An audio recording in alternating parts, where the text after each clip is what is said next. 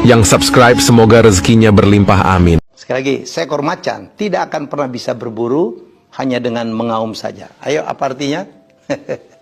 Kita tuh jangan ngomong doang. Wah, jangan teriak sana, teriak sini, saya akan ini, saya ini, menyuruh orang, nggak bisa. Kita harus melakukan action. Malah action itu jauh lebih penting daripada berbicara. Ya, nggak bisa. Termasuk berbicara melalui penampilan. Flexing maksud gua. Wah, pakaiannya kayak orang sukses. Padahal do nothing tuh. Ya, jadi menurut saya ini yang harus saya sampaikan betul-betul. Jangan cuma ngomong deh. Kayak kata Pak Prabowo deh, jangan omong-omong doang. Yang diperlukan sekarang aksi. Gak ada gunanya lu ngomong, tetapi perbuatan lu sebaliknya. Begitu juga kalau kita pemimpin, jangan ngomong doang. Tunjukkan dengan perbuatan. Seperti dulu yang saya tulis dalam buku saya, Breaking the Wall. Pada saat saya mimpin TVRI, leader has to be seen. Bahwa pemimpin harus terlihat bekerja, bukan terlihat ngomong doang. Pada saat kita diminta ngomong, ya ngomong. Memotivasi, memberikan instruksi yang jelas. Karena kita menguasai, karena kita pelajari. Kalau kita nyuruh orang untuk tidak korup, kitanya jangan korup. Ya, relate kemarin apa disampaikan oleh Pak Prabowo. Kita harus fight melawan korupsi, karena korupsi inilah yang merusak Indonesia. Ingat ya, saya pernah cerita bagaimana dulu China ya merubah dari negara miskin menjadi negara yang sangat maju. Salah satunya adalah dengan menyetop korupsi. Masuk dihukum mati, masuk peti mati. Dulu Perdana Menteri China membuat 100 peti mati untuk para koruptor. 99 untuk koruptor, 1 untuk diri sendiri kalau dia korup. Harus itu. Ya, jangan ngomong doang. Lakukan. Berikan contoh. Pemimpin harus memberikan contoh. Pemimpin harus ya terlihat. Pemimpin harus mendorong untuk melakukan aksi. Enggak ngomong doang. Jadi sekali lagi, harimau itu berburu bukan cuma dengan mengaum. Nah, mengaum itu malah mangsanya pada lari malah. Mengaum itu untuk menunjukkan kepekasaannya, tapi pada saat berburu dia berbuat. Jadilah orang yang diam-diam bila perlu nggak pakai ngomong melakukan sesuatu. Jangan juga ceritakan suksesmu kepada banyak orang. Bisa membuat iri, kecuali saya motivator ya. Ya, kecuali bisa menjadi contoh, bisa menjadi role model. Itu penting. Sekali lagi, mari menjadi orang man of action, bukan hanya man of talking. Ya, jangan omong-omong doang. Beruntung banget bisa kabur dari Indonesia, apalagi setelah ngeliat video ini.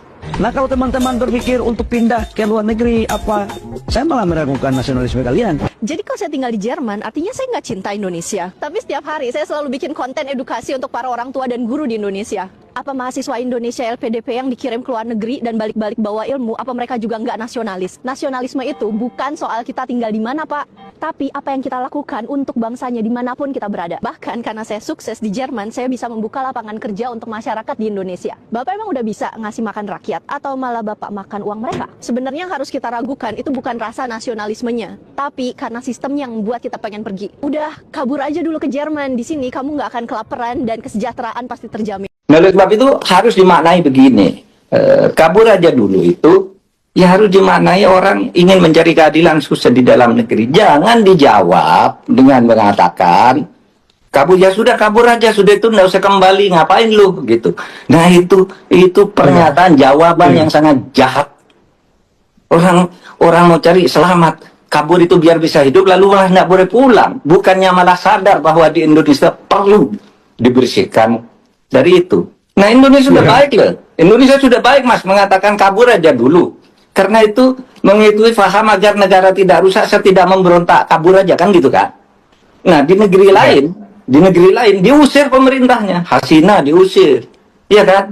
Di Syria diusir, di Syria, Tunisia diusir semua. Nah, kita mau kabur aja cari hidup lalu nggak boleh pulang. Itu jawaban yang sangat tidak bijaksana menurut saya. Ya. Ya, begitu aja. Kita ini ingin baik-baik. Kalau nggak bisa hidup, ya kita cari hidup di mana? Kan gitu. Rakyat itu harus dipahami. Kalau saya sih bisa hidup, Mas. Saya kan sudah mengalami berbagai tugas. Dan artinya saya tidak pernah punya semboyan kabur aja dulu. Tapi saya maklum kalau ada orang mengatakan kabur aja dulu. Di sini sulit, di sini banyak koruptornya dan sebagainya dan sebagainya. Itu seharusnya direspon dengan baik, bukan diejek gitu. Ya Mahfud, jadi itu saya pertanyakan dengan nasionalisme Anda, kata Menteri Bahlil menanggapi itu. Lalu yang tadi yang terakhir, Wakil Menteri Tenaga Kerja Noel yang mengatakan ya kabur aja kalau perlu nggak usah pulang sekalian. Itu ya Mahfud tanggapi dari itu. Iya, ada beragam Pak pendapatnya. jadi gini loh, Mas, negaranya dibangun dengan nasionalisme, rasa cinta kepada bangsa dan negara ini. Karena apa? Karena nasib, sejarah, dan tujuan yang sama. Kita akan hidup bersama secara adil di negara ini. Kalau mau miskin, ayo miskin bersama. Gitu, agar apa? Bahwa kemiskinan itu bukan karena kejahatan dilakukan oleh pengusaha, tapi penguasa. Tetapi karena kita belum mampu menggunakan sumber daya alam. Nah, nasionalisme seperti itu bisa luntur. Ya, nasionalisme, rasa cinta kepada tanah air, menghormati pejabat, menghormati pemerintah itu bisa luntur secara pelan-pelan kalau ketidakadilan itu dibiarkan tumbuh. Kesewenang-wenangan dan arogansi kekuasaan terus tumbuh. Orang akan luntur. Untuk apa nasionalisme seperti ini? Saya kabur aja ke luar negeri. Atau kalau yang ekstrim seperti di Korea, dilawan, masuk penjara pemerintahnya. Seperti di mana itu Bangladesh, diusir pemerintahnya. Di Syria diusir, kan gitu. Nah, kita nih baik-baik gitu. Saya cari dirham nggak bisa, ya kabur aja dah dulu gitu. Itu kan sebenarnya pandangan ahlu sunnah wal jamaah itu. Di dalam NU itu jangan melakukan pemberontakan yang menyebabkan negara macet sehingga rakyat lebih sengsara. Kan itu jawaban yang netral daripada ngusir orang. Nah, akumulasi dari ketidakpuasan seperti itu memang bisa pada akhirnya membuka pintu dengan cara-cara yang tidak wajar pada akhirnya.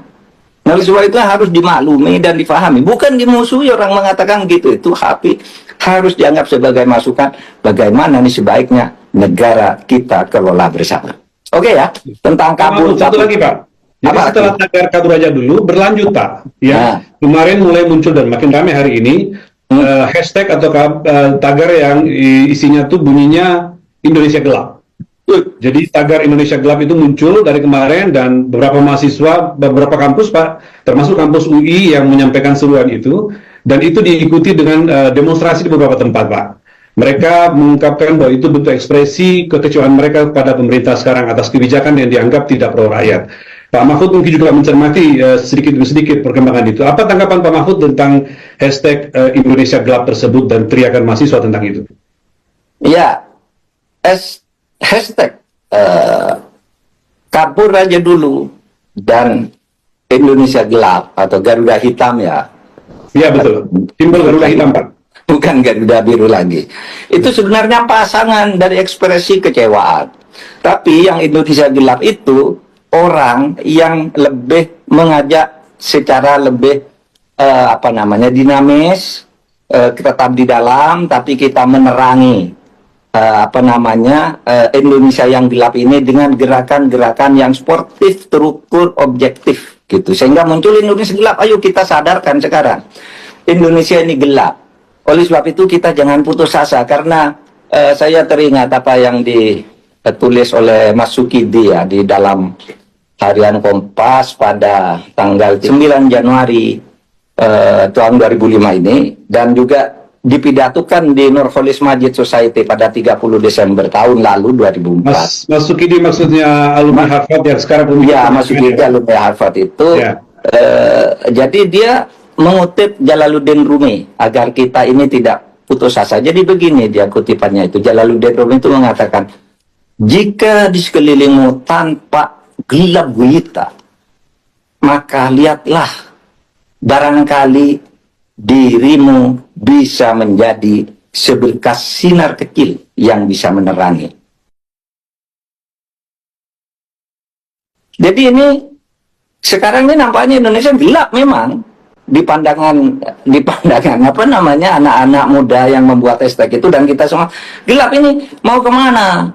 Katanya mau ke sana, di lapangan tidak jalan. Petanya mau kemana? Tidak jelas. Lalu muncullah tagar Indonesia gelap. Mari kita berkumpul sebagai lilin-lilin agar lilin yang kecil-kecil itu kalau bersatu menjadi obor yang besar. Oleh sebab itu mari kita mencoba menjadi lilin agar kegelapan tidak berlanjut. Kita buat penerangan, buat obor yang besar. Karena setiap kita menjadi lilin, mari kita berkumpul di dalam sebuah gerakan Indonesia menjadi terang. Jadi intinya teriakan tentang Indonesia gelap itu sebaiknya kita refleksikan di lingkungan kita untuk menjadi obor, menjadi lilin kecil di tengah kegelapan itu, menjadi cahaya seperti kata Jalaluddin Rumi tadi, Pak ya. Iya.